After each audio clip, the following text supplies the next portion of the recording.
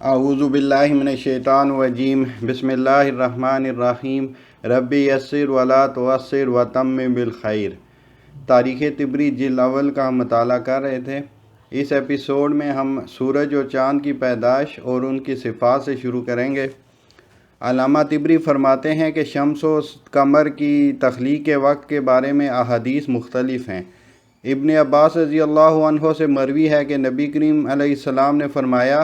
اللہ تعالیٰ نے جمعے کے دن شمس و قمر، ستارے اور فرشتوں کو پیدا فرمایا، حتیٰ کہ اس دن کی 3 ساعات باقی رہ گئیں۔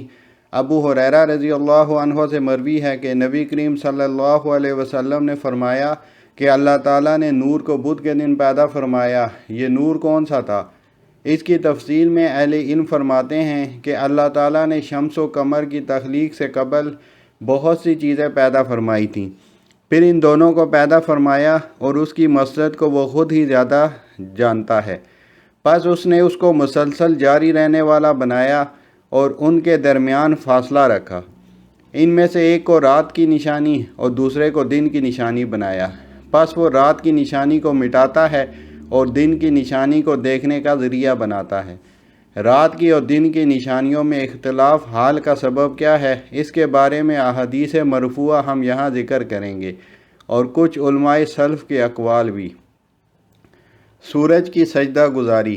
ابو ذر غفاری رضی اللہ عنہ سے مروی ہے کہ میں نے نبی کریم علیہ السلام کا دست مبارک تھاما ہوا تھا اور ہم پیادہ مغرب کی سمت چلے جا رہے تھے اور سورج غروب ہونے کے قریب تھا۔ ہم مسلسل اس کی طرف دیکھتے رہے یہاں تک کہ وہ غائب ہو گیا۔ ابو ذر کہتے ہیں کہ میں نے عرض کیا، یا رسول اللہ، یہ کہاں غروب ہوا ہے؟ فرمایا، آسمان میں، اور پھر اس کو بلند کیا جاتا ہے ایک سے دوسرے آسمان کی طرف، یہاں تک کہ 7ویں آسمان تک بلند کیا جاتا ہے، حتیٰ کہ عرش کے نیچے پہنچتا ہے اور سجدے میں گر پڑتا ہے، اور اس کے ساتھ فرشتے بھی سجدہ کرتے ہیں جو اس پر مقرر ہیں۔ پھر یہ کہتا ہے، اے میرے رب، آپ کہاں سے مجھے طلوع ہونے کا حکم فرماتے ہیں، غروب کی جگہ سے یا طلوع کی جگہ سے؟ باری تعالیٰ کے قول وَالشَّمْسِ تَجْرِی لِمُسْتَقَرٍّ لَہَا میں ذالِکَ سے رب العزت کی صفت گیری و تخلیقی شاہکار کی طرف اشارہ ہے۔ نبی کریم نے سلسلہ کلام جاری رکھتے ہوئے ارشاد فرمایا کہ حضرت جبرائیل علیہ السلام ایک جبہ نما لباس سورج کے پاس لاتے ہیں جو عرش کے نور سے روشن ہوتا ہے اور ساعت دن کی مقدار پر اثر انداز ہونے کی صلاحیت رکھتا ہے، جس کی وجہ سے موسم گرما میں دن لمبا، موسم سرما میں چھوٹا اور موسم خزاں و بہار میں معتدل رہتا ہے۔ وہ جبہ نما لباس سورج کو اس کی طرح پہنایا جاتا ہے جس طرح تم میں سے کسی آدمی کو لباس پہنایا جاتا ہے۔ پھر سورج اسی حالت میں فضائے آسمانی پر پہنچتا ہے اور اپنے طلوع ہونے کی جگہ سے طلوع ہوتا ہے، اور فرمایا کہ قرب قیامت کو عرش کے نیچے سورج کو 3 راتوں کے بقدر روکا جائے گا اور اسے اس وقت نورانی جبہ نہ پہنایا جائے گا اور اسے حکم دیا جائے گا کہ مغرب سے طلوع ہو۔ باری تعالیٰ کا یہ قول اذا الشمس کورت سورہ تکویر کی آیت نمبر 1 میں اس کا بیان ہے کہ جب سورج بے نور ہو جائے گا، اور فرمایا کہ چاند بھی اسی طرح افق کے آسمانی میں طلوع و غروب ہوتا ہے اور اسی طرح 7ویں آسمان تک بلند ہوتا ہے، عرش کے نیچے ٹھہرنا، سجدہ کرنا، اجازت طلب کرنا وغیرہ بھی ہوتا ہے۔ لیکن جبرائیل علیہ السلام اس کے لیے جو جبہ لے کر آتے ہیں، اس کی روشنی اللہ تعالیٰ کی کرسی کے نور کے سبب ہوتی ہے، اور قرآن کریم میں اسی فرق کی طرف اشارہ ہے۔ وَالَّذِي جَعَلَ الشَّمْسَ ضِيَاءً وَالْقَمَرَ نُورًا سورہ یونس کی آیت نمبر 5۔ ابو ذر غفاری رضی اللہ عنہ کہتے ہیں کہ میں نبی کریم صلی اللہ علیہ وسلم کے ساتھ ہی رہا ہوں یہاں تک کہ ہم نے مغرب کی نماز پڑھی۔ علامہ طبری فرماتے ہیں کہ یہ حدیث شمس و قمر کے اختلاف حال کے سبب کو بیان کر رہی ہے کہ سورج کی روشنی اس لباس کی وجہ سے ہے جو عرش کے نور کے سبب سے روشن ہے، اور چاند کی روشنی اس لباس کی وجہ سے ہے جو کرسی کے نور کے سبب روشن ہے۔ لیکن ابن عباس رضی اللہ عنہ کی روایت اس کے معارض ہے، اس لیے اس کے برخلاف ثابت ہوتا ہے، اور وہ یہ ہے روایت اکرمہ کہتے ہیں کہ ابن عباس ایک دن تشریف فرما تھے، اسی دوران ایک آدمی آیا اور کہا، ابن عباس، میں نے کعب احبار سے ایک انتہائی عجیب بات سنی ہے۔ جو کہ شمس و قمر کے بارے میں ہے۔ راوی کہتے ہیں کہ ابن عباس ٹیک لگائے ہوئے بیٹھے تھے، یہ سن کر سیدھے ہو کر دو زانوں بیٹھ گئے اور پوچھا وہ کیا بات ہے؟ اس نے کہا کہ کعب احبار کہتے ہیں کہ شمس و قمر کو قیامت کے دن دو زخمی وہ دہشت زدہ بیلوں کی طرح لایا جائے گا اور دوزخ میں پھینک دیا جائے گا۔ اللہ تعالیٰ کسی فرما بردار مخلوق کو عذاب نہ دے گا۔ اکرمہ کہتے ہیں کہ یہ سن کر ابن عباس نے نہایت غضبناک حالت میں پہلو بدلا اور 3 مرتبہ فرمایا، کعب نے جھوٹ کہا ہے، کعب نے جھوٹ کہا ہے، کعب نے جھوٹ کہا ہے، اور فرمایا یہ یہودی ہے جو اسلام میں نئی نئی باتیں داخل کرنا چاہتا ہے۔ اللہ تعالیٰ بلند ہے اس بات سے کہ وہ اپنی اطاعت و فرما برداری کے باوجود عذاب دے۔ کیا تم نے باری تعالیٰ کا قول نہیں سنا؟ وَسَخَّرَ لَكُمُ الشَّمْسَ وَالْقَمَرَ دَائِبَيْنِ، سورہ ابراہیم آیت نمبر 33۔ اس نے تمہارے لیے سورج و چاند کو مسخر کیا اور وہ یکے بعد دیگرے آتے ہیں۔ فرمایا کہ یہ دونوں مسلسل اللہ تعالیٰ کی حمد و ثنا میں لگے ہوئے ہیں، پس وہ ان کو کیسے عذاب دے گا؟ اللہ تعالیٰ کعب کو ہلاک کرے اور اس کے علم کو برباد کرے، اللہ تعالیٰ پر جرأت نہیں کرنی چاہیے۔ ان دونوں فرما بردار مخلوق کے بارے میں وہ بہت بڑا بہتان ہے۔ سورج و چاند کے متعلق ابن عباس سے روایت۔ اکرمہ کہتے ہیں کہ پھر ابن عباس نے 3 مرتبہ انا للہ و انا الیہ راجعون پڑھا۔ اس کے بعد ایک ٹنکا اٹھایا اور زمین کو کریدنے لگے، اور جب تک اللہ تعالیٰ نے چاہا اس میں مشغول رہے۔ اس کے بعد سر اٹھایا اور ٹنکا پھینک دیا، پھر فرمایا کیا میں تم سے وہ چیز نہ بیان کروں جو کہ شمس و قمر، ان کی ابتدائی خلقت اور ان کی گردش سے متعلق میں نے رسول اللہ صلی اللہ علیہ وسلم سے سنی ہے؟ ہم نے عرض کیا اللہ تعالیٰ آپ پر رحمت فرمائے، ضرور ارشاد فرمائیے۔ فرمایا رسول اللہ سے اس بارے میں سوال کیا گیا تو آپ نے جواب میں ارشاد فرمایا، اللہ تعالیٰ نے جب آدم علیہ السلام کے علاوہ باقی تمام مخلوقات مستحکم پیمانے پر پیدا فرما دی تو وہ 2 سورج اپنے عرش کے نور سے پیدا فرمائے، ان میں سے وہ جو اس کے حکم میں پہلے ہی سے تھا کہ اس کو سورج کے طور پر رکھنا ہے، تو اسے مثل دنیا کے بہت بڑا جو کہ مشرق و مغرب کو محیط ہو بنایا،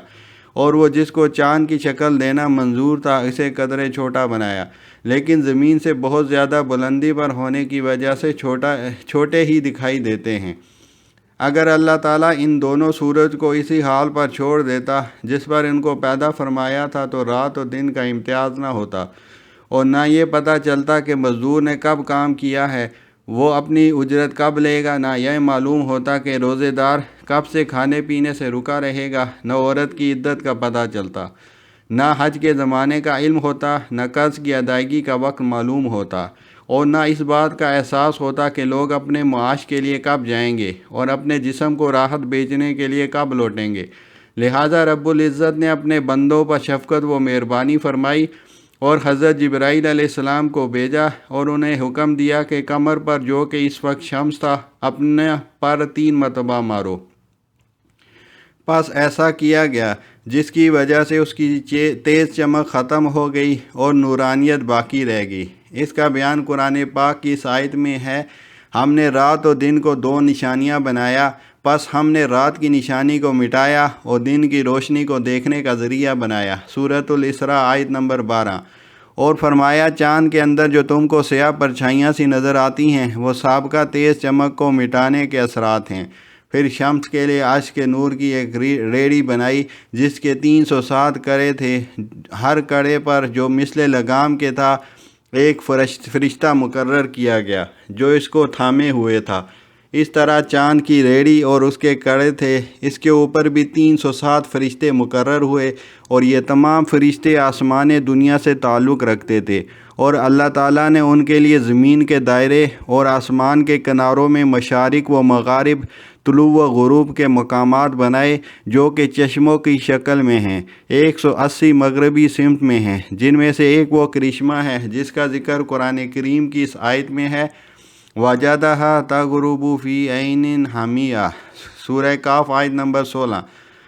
پس آپ اس کو پائیں گے کہ وہ سیاہ کیچڑ والے چشمے میں غروب ہو رہا ہے، اور 180 مشرق میں ہیں جو ابلنے والی ہانڈی کی طرح جوش مارتے ہیں، پس ہر دن اور رات کے لیے طلوع و غروب ہونے کی ایک نئی جگہ ہے۔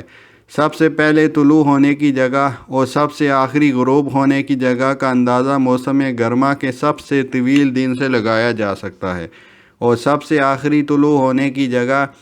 اور سب سے پہلی غروب ہونے کی جگہ کا اندازہ موسم سرما کے سب سے چھوٹے دن سے لگایا جا سکتا ہے۔ پس یہ دونوں مشرق طلوع ہونے کی جگہ یعنی پہلا اور آخری، اور دو مغرب غروب ہونے کی جگہ یعنی پہلا اور آخری ہوئے۔ اسی کو قرآن کریم میں فرمایا گیا ہے، رب المشرقین و رب المغربین، سورہ رحمان آیت نمبر 17۔ اور درمیان کے مشارق و مغارب چھوڑ دیے گئے، لیکن دوسری جگہ سب کو جمع کر کے کہا گیا، رب المشارق والمغارب، سورۃ معارج آیت نمبر 40۔ پھر فرمایا کہ اللہ تعالیٰ نے ایک سمندر پیدا فرمایا اور وہ آسمان کے نیچے 3 فرسخ کے بقدر جاری ہوا۔ وہ سمندر کی بند موج کی شکل میں ہے جو اللہ تعالیٰ کے حکم سے فضا میں قائم ہے، اس سے ایک قطرہ بھی نہیں ٹپکتا، باقی تمام سمندر ساکن ہیں، صرف یہ سمندر انتہائی سرعت کے ساتھ جاری ہے اور اس کا فضا میں چلنا بالکل سیدھا و برابر ہے، گویا کہ رسی ہے جو مشرق و مغرب کے درمیان دراز ہے۔ پس شمس و قمر اور جن سے سمندر کے گہرے پانی میں رواں دواں ہیں۔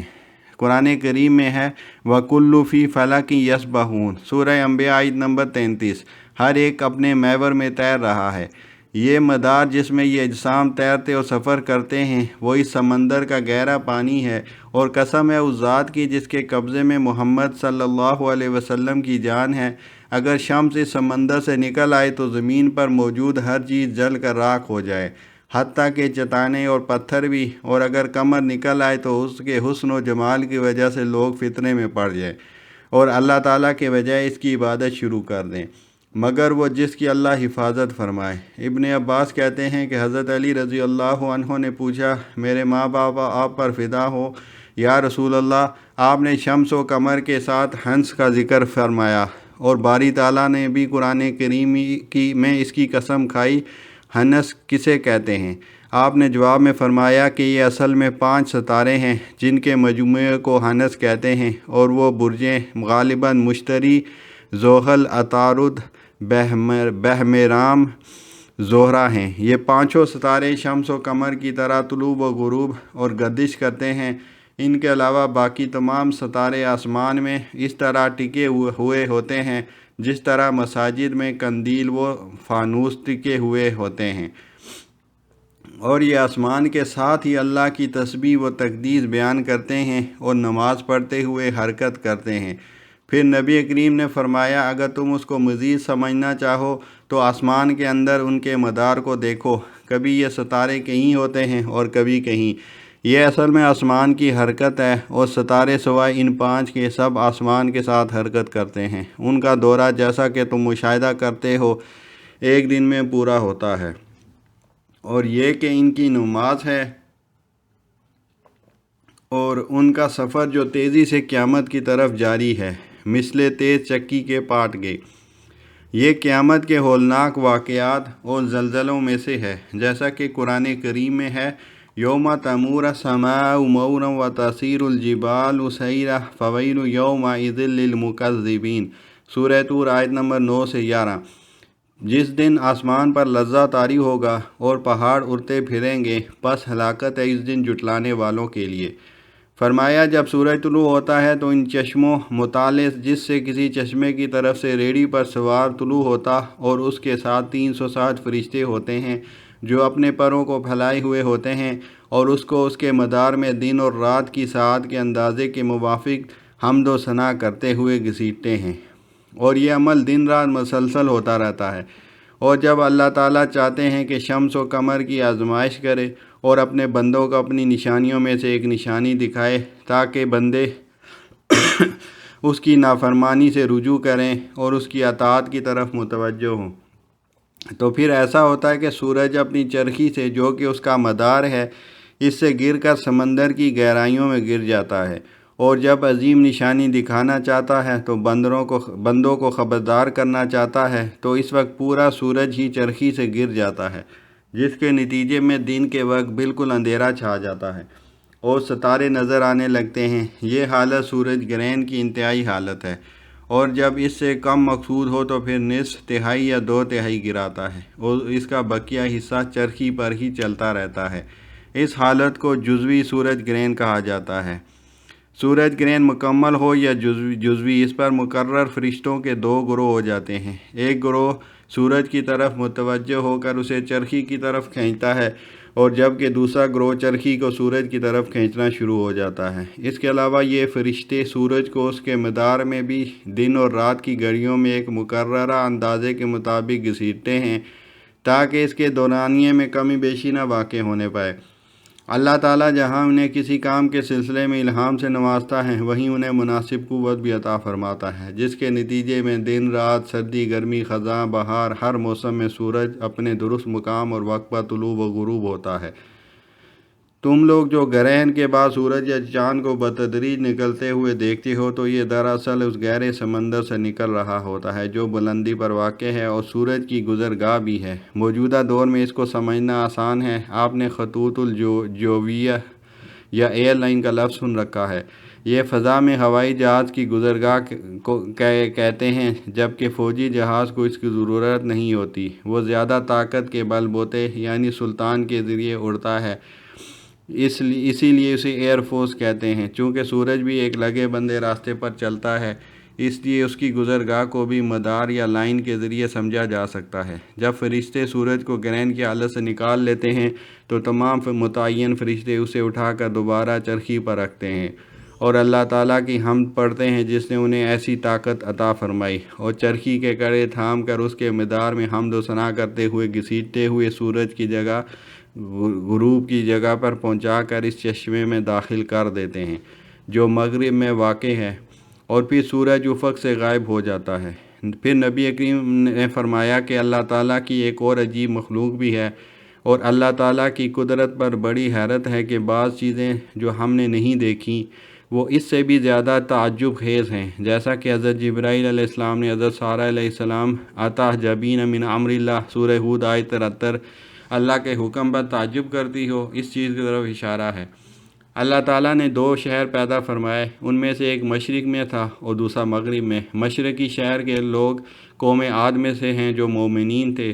اور مغربی شہر کے لوگ قوم سمود کے مومنین کی باقیات میں۔ مشرقی شہر کا نام سریانی زبان میں مرکیسیہ تھا اور عربی زبان جابلک ہے، اور مغربی شہر کا نام سریانی زبان میں برجیسا اور عربی زبان میں جابرس ہے۔ دونوں شہروں کے 10,000 دروازے ہیں اور ہر دروازے کا آپس میں درمیانی فاصلہ 1 فرسخ تقریباً 4 کلومیٹر ہے۔ ہر دروازے پر ایک روز ایک فرشتہ پہرا دیتا ہے جو اسلحے سے لیس ہوتا ہے۔ جس فرشتے کی باری ایک مرتبہ آ جاتی ہے تو قیامت تک اس کی دوبارہ باری نہیں آئے گی۔ نبی صلی اللہ علیہ وسلم نے فرمایا، قسم ہے اس ذات کی جس کے قبضے میں محمد صلی اللہ علیہ وسلم کی جان ہے، اگر لوگوں کی کثرت نہ ہوتی اور ان کی آوازوں کا بے بنا شور نہ ہوتا تو تمام دنیا ان فرشتوں کی آوازیں سنتی۔ یہ شہر سورج کے غروب و طلوع ہونے کی جگہ واقع ہیں، اور اس کے پیچھے 3 قومیں مشک، تافیل اور تاریس آباد ہیں، اور ان سے پہلے یاجوج و ماجوج ہیں، یعنی قوم عاد و سمود کی باقیات ان دونوں کے درمیان ہیں۔ شب معراج جبرائیل علیہ السلام مجھے ان اقوال کی طرف لے گئے۔ میں نے یاجوج و ماجوج کو اللہ تعالیٰ کی عبادت و اطاعت کی دعوت دی، مگر انہوں نے میری دعوت سے انکار کر دیا۔ پھر مجھے قوم عاد و سمود کی باقیات کی طرف لے جایا گیا۔ میں نے انہیں دعوت حق دی جسے انہوں نے قبول کر لیا اور سر تسلیم خم کر دیا، پس وہ ہمارے دینی بھائی ہیں۔ پس ان میں سے جو کوئی نیک عمل کرے گا وہ تمہارے نیکوکاروں کے ساتھ ہوگا، اور جو کوئی برائی کرے گا وہ تمہارے بروں کے ساتھ ہوگا۔ پھر مجھے مشک، تافیل اور تاریس کی طرف لے جایا گیا، پس میں نے انہیں اللہ کے دین اسلام کی دعوت دی، مگر ان لوگوں نے میری دعوت کو جھٹلا دیا اور اللہ تعالیٰ کے پیغام کو ماننے سے انکار کر دیا اور اس کے رسولوں کی تکذیب کی۔ پس یہ لوگ یاجوج و ماجوج اور ان تمام لوگوں کے ساتھ جہنم میں ہوں گے جنہوں نے اللہ تعالیٰ کی نافرمانی کی۔ غروب ہونے کے بعد فرشتے سورج کو اپنی اڑان کی رفتار کے مطابق لے کر 8ویں آسمان پر پہنچا دیتے ہیں، جہاں سورج سجدہ ریز ہو جاتا ہے۔ اس کے ساتھ اس پر مقرر فرشتے بھی سجدہ ریز ہو جاتے ہیں۔ اس کے بعد پھر اسے آسمان دنیا کی طرف اتارا جاتا ہے یہاں تک کہ فجر ہو جاتی ہے، اور جب یہ مزید نیچے اترتا ہے تو دن پوری طرح نکل آتا ہے۔ مزید فرمایا کہ اللہ جل شانہ نے انتہائی مشرق میں 7ویں سمندر پر ظلمت کا ایک پردہ بنایا ہے، جس کی تاریکی کی مقدار ازل تا ابد راتوں کی تاریکی کے برابر ہے۔ جب سورج کے غروب ہونے کا وقت آن پہنچتا ہے تو ایک فرشتہ جو رات پر مقرر ہے آ کر اس اندھیری چادر میں سے ایک مٹھی ظلمت کی لے کر مغرب کی طرف رخ کر کے کھڑا ہو جاتا ہے، اور اپنی انگلیوں کے درمیان سے بتدریج ظلمت چھوڑتا چلا جاتا ہے۔ اس کے ساتھ ساتھ وہ شفق کی سرخی کو بھی نگاہ میں رکھتا ہے۔ جب شفق غائب ہو جاتی ہے تو بقیہ تمام ظلمت کو یکدم چھوڑ دیتا ہے،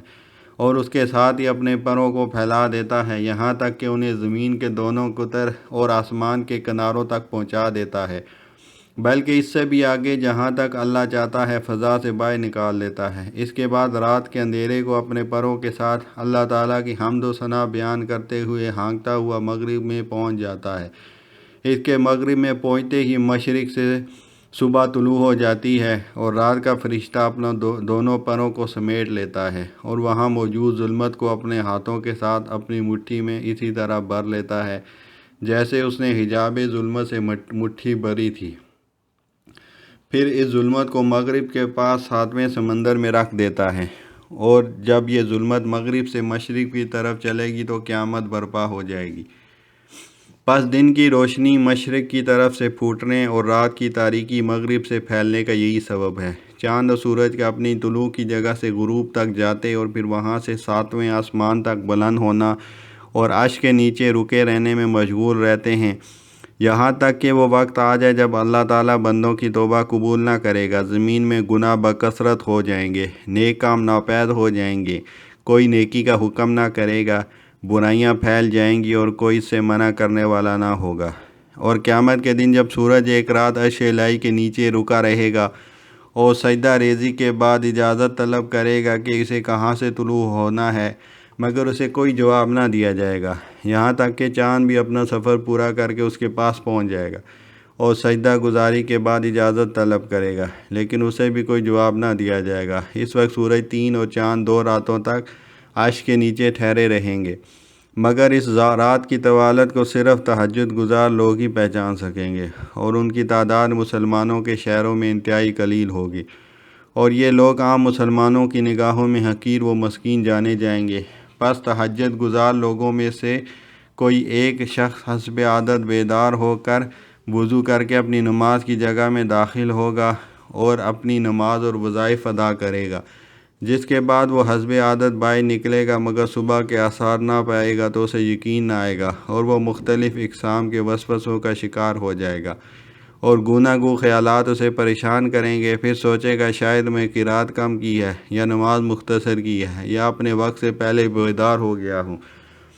جس کے بعد وہ دوبارہ اپنی نماز کی جگہ میں داخل ہو کر اپنے تمام معمولات دوبارہ ادا کرے گا۔ پھر باہر نکل کر جب سورج کو نہ دیکھے گا تو اس کی پریشانی میں مزید اضافہ ہو جائے گا، اور برے خیالات اور وسوسے اسے گھیر لیں گے، جن کے ساتھ اب خوف بھی شامل ہو جائے گا۔ لیکن پھر وہ یہ سوچے گا کہ میں نے قرات کم کی ہے، یا نماز مختصر کی ہے، یا اپنے وقت سے قبل بیدار ہو گیا ہوں، لہٰذا وہ تیسری مرتبہ اپنی نماز کی جگہ میں داخل ہوگا، مگر اس دفعہ اس کے دل میں بہت زیادہ خوف اور ڈر گھر کر چکا ہوگا۔ وہ حسب سابق اپنے معمولات پورے کر کے باہر نکلے گا تو رات کو اپنی جگہ برقرار دیکھے گا، ستارے گردش میں ہوں گے اور رات اپنی ابتدائی حالت میں نظر آئے گی۔ یہ دیکھ کر اس کے دل میں خوف اور ڈر مزید بڑھ جائے گا، اور اس رات کی ہولناکی کی وجہ پہچان جائے گا۔ یہ لوگ ایک دوسرے سے رابطہ قائم کریں گے، جس کے بعد ہر شہر کے تہجد گزار اپنے اپنے شہروں کی مسجدوں میں اکٹھے ہوں گے اور بقیہ رات اللہ تعالیٰ کے حضور گڑ گڑاتے ہوئے اور توبہ و استغفار کرتے ہوئے گزار دیں گے،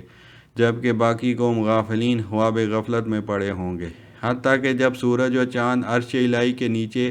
بالترتیب 3 اور 2 راتیں گزار چکیں گے تو جبرائیل علیہ السلام ان کے پاس اللہ کا پیغام لے کر آئیں گے کہ تم اپنے غروب ہونے کی جگہوں پر لوٹ جاؤ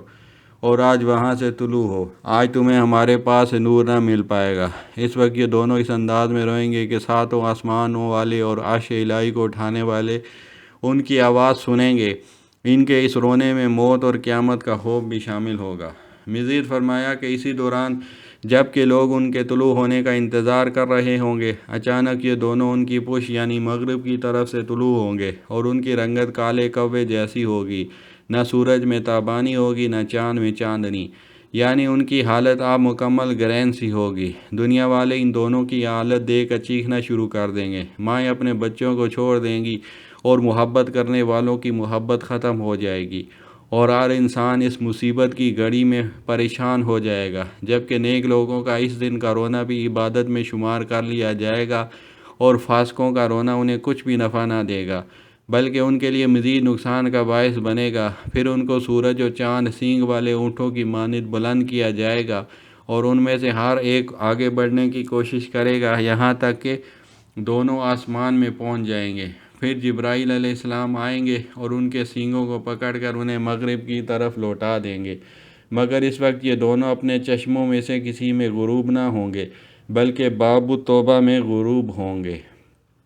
حضرت عمر بن خطاب رضی اللہ عنہ نے کہا، اے اللہ کے رسول، میں اور میرے گھر والے آپ پر قربان، یہ باب التوبہ کیا ہے؟ آپ نے فرمایا، اے عمر، اللہ تعالیٰ نے مغرب کی انتہا میں ایک دروازہ توبہ کے نام سے بنایا ہے، اس کے دونوں کنوار سونے کے ہیں اور ان پر موتی اور جواہرات جڑے ہیں، اور ایک کنوار سے دوسرے کنوار تک کا فاصلہ تیز رفتار سوار کی رفتار کے حساب سے 40 برس کی مسافت کے برابر ہے۔ جب سے اللہ تعالیٰ نے یہ دروازہ تخلیق کیا ہے، یہ واہ ہے، اور سورج اور چاند کے مغرب سے طلوع ہونے تک یہ کھلا رہے گا۔ اس صبح کے طلوع ہونے تک جو بندہ بھی اللہ تعالیٰ کے سامنے گناہوں سے باز رہنے کا اقرار کرے، توبۃ نصوحہ، تو اس کا یہ اقرار اس دروازے میں سے گزر کر اللہ تعالیٰ کے ہاں پہنچتا ہے۔ معاذ بن جبل نے کہا، یا رسول اللہ، میرے ماں باپ آپ پر قربان، توبۃ النصوح کیا ہے؟ آپ نے فرمایا کہ جس گناہ کا بندے سے ارتکاب ہوا ہے، اس پر وہ نادم ہوا اور پھر کہا اللہ تعالیٰ کے حضور ایسی توبہ کرے کہ دوبارہ اس گناہ کو نہ دہرائے، یہ بالکل اسی طرح ہے جیسے دودھ تھنوں میں واپس نہیں جا سکتا۔ اس وقت جبرائیل علیہ السلام اڑ کر اس دروازے کو اس طرح بند کریں گے جیسا کہ ان کے درمیان کوئی درز نہ رہے گی۔ اس دروازے کے بند ہونے کے بعد کسی کی بھی توبہ قبول نہ ہوگی، اور نہ ہی کسی مسلمان کی نیکی معتبر ہوگی سوائے ان کے جو پہلے ہی تائب صادق اور نیکی کرنے والے تھے۔ لہٰذا ایسے لوگوں کے لیے توبہ و استغفار کا در کھلا رہے گا۔ اس کے بعد نبی کریم علیہ السلام نے یہ آیت تلاوت فرمائی، یوم یاتی بعد آیات ربک لا ینفع نفسا ایمانها لم تکن آمنت من قبل او کسبت فی ایمانها خیرا۔ سورہ انعام آیت 158۔ جس روز تمہارے رب کی بعض مخصوص نشانیاں نمودار ہو جائیں گی، پھر کسی ایسے شخص کو اس کا ایمان کچھ فائدہ نہ دے گا جو پہلے ایمان نہ لایا ہو، یا جس نے اپنے ایمان میں کوئی بھلائی نہ کمائی ہو۔ ابی بن کعب نے کہا، یا رسول اللہ، میرے ماں باپ آپ پر قربان، اس کے بعد سورج اور چاند کا کیا حال ہوگا؟ نیز اہل دنیا اور دنیا کا کیا حال ہوگا؟